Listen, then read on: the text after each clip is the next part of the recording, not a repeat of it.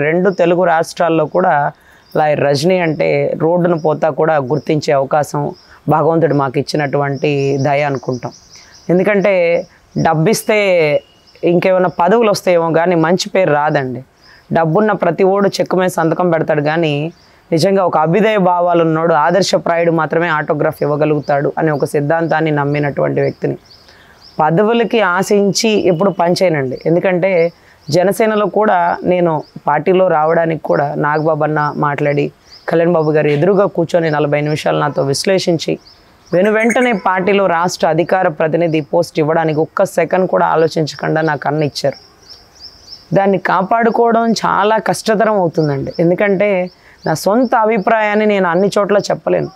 Party అనే ఒక stand ఉంది. నా ఓన్ మాట చెప్పాలా, పార్టీ ఎజెండా చెప్పాలా అనేది కూడా అర్థం కాని పరిస్థితి. రాజకీయం అంటే మీరు చెప్తే అది ఇంకా ఒక పెద్ద రొచ్చు.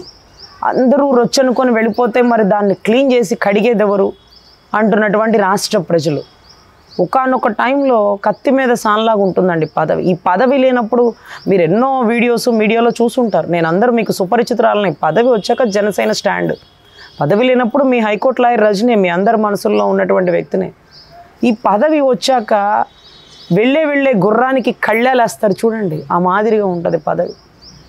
సో అది ఎట్లా అంటే ఒక చిన్న ఎగ్జాంపుల్, వెంగళాయపాలెంలో ఒక కాపు కమ్యూనిటీ నుంచి ఒక ఆడబిడ్డని అతి కిరాతకంగా రేప్ చేసి ఆ అమ్మాయిని ఒక వ్యక్తిని నమ్మి ప్రేమించానని పాపం అతనితో వెళ్ళింది. అతను ఒక 6 వ్యక్తులను తీసుకొని వచ్చి రేప్ చేసేసి ఒక 10-15 రోజులు ఇంకో చోట పెట్టి మన పేరేచర్లో పెట్టి ఆ అమ్మాయిని అంత కిరాతకంగా చేసి ఆ అమ్మాయిని వదిలేశాడు.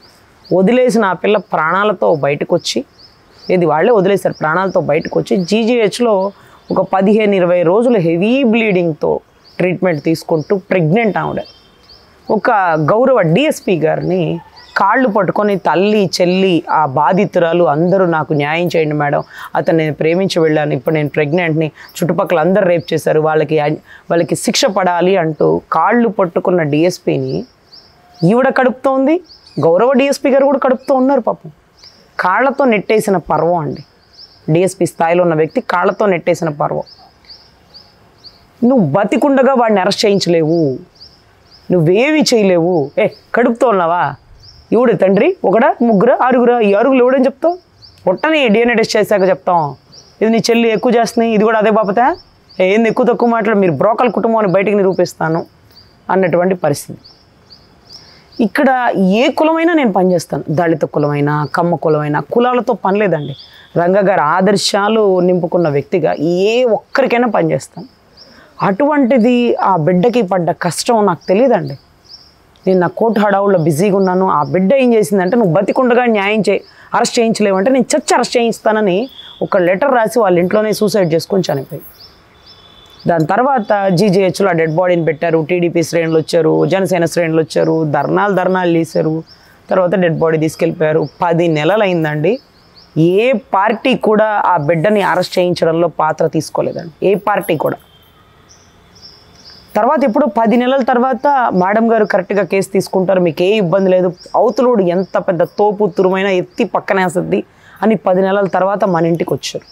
వచ్చింది మొదలు కాళ్ళు పట్టుకొని భయంకరంగా ఏడుస్తున్నారు. ఏంటమ్మా అంటే ఒక అరగంట ఏడ్చి ఇది వాళ్ళ బాధ అని చెప్పారండి.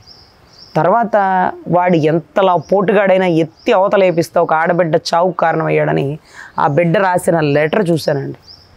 దాని తర్వాత ఆ అమ్మాయి బతికుండగా పోలీసు వాళ్ళతో వాళ్ళ అమ్మగారు వాళ్ళు మిస్సింగ్ కేసు కంప్లైంట్ పెట్టారు, 15 రోజులు కనపడలేదని. దొరికిన తర్వాత జీజీహెచ్ హాస్పిటల్ అడ్మిట్ అవ్వక ముందు ఆ బిడ్డ జడ్జి గారి ముందు కూర్చున్నప్పుడు జడ్జి గారికి ఒక మ్యాటర్ చెప్పిందండి. నేను ఒక వ్యక్తిని నమ్మి వెళ్ళాను, ప్రేమించానంటే ఆ వ్యక్తి ఇలా ఇంతమందిని తీసుకొచ్చి నన్ను ఇలా చేశాడు అలా చేశాడు మొత్తం చెప్తే ఒక్క మిస్సింగ్ కంప్లైంట్కి 15 సెక్షన్స్ కలిపి పెట్టిందండి జడ్జి గారు. అంతలా కిరాతకులు వాళ్ళు. ఆ సెక్షన్లో ఏ ఒక్క సెక్షన్లో కూడా అవతలోడు తప్పించుకుపోలేడు. అటువంటి పరిస్థితుల్లో ఆ అమ్మాయి బతికుండగా జడ్జి గారికి ఇచ్చిన స్టేట్మెంట్ ఫైనల్. ఎందుకంటే ఆ అమ్మాయి స్టేట్మెంట్ ఇచ్చిన చనిపోయింది, అదే డైయింగ్ డిక్లరేషన్ కింద వ్యవస్థీకరిస్తుంది. సో అటువంటి పరిస్థితుల్లో ఆ కేసు మన దగ్గరకు వచ్చినప్పుడు అవతల వైపు నుంచి వైసీపీ వాడు ఉన్నాడంటండి, ఊడికి ఎక్కువ. అక్కడ తెలంగాణలో కేసీఆర్, కేటీఆర్, సజ్జనార్ గారిని పక్కన పెట్టిందని, ఇక్కడ నాకు గవర్నమెంట్ అంటే నాకు తెలుసు కదా, తృణప్రాయంగా పక్కన పడేస్తా. ఫోన్ చేశారు ఒకళ్ళు పైల్వాన్లు, ఫోన్ చేసి మేము ఎవరో తెలుసా, నువ్వు ఆ కేసులో ఎందుకు ఇన్వాల్వ్ అవుతున్నావు? వాళ్ళు 6 బిడ్డల జీవితాలు పోతుంది, ఏదో జరిగిపోయిందిలే అంటే ఏదో జరిగిందా? బిడ్డ ప్రాణాలతో ఉండి పోరాడి పోరాడి పోరాడి పోలీస్ స్టేషన్లో న్యాయం దొరక్క, నీ బులుగు దిశ పోలీస్ స్టేషన్లో న్యాయం దొరక్క, నీ పనికిమాల దిశ యాప్లో న్యాయం దొరక్క, చచ్చిపోయినా వాళ్ళని అరెస్ట్ చేయించాలన్నా కూడా చచ్చాక కూడా న్యాయం దొరక్కపోతే ఇంకా కూడా మీరు మనుషులేనా అని చెప్పి నేను, అమ్మా మీరు నేనెవరో అని అడుగుతున్నారు, నేనెవరో తెలుసా అని అడుగుతున్నారు. ఫస్ట్ నేనెవరో తెలుసుకోండి. మీరు ఫోన్ చేస్తే నేను పని చేస్తానో లేదో చుట్టుపక్కల వాళ్ళని అడిగి తెలుసుకోండి. నీ చేతనైంది చేసుకో, 6 లోపలేసేది లోపలేసే అన్న.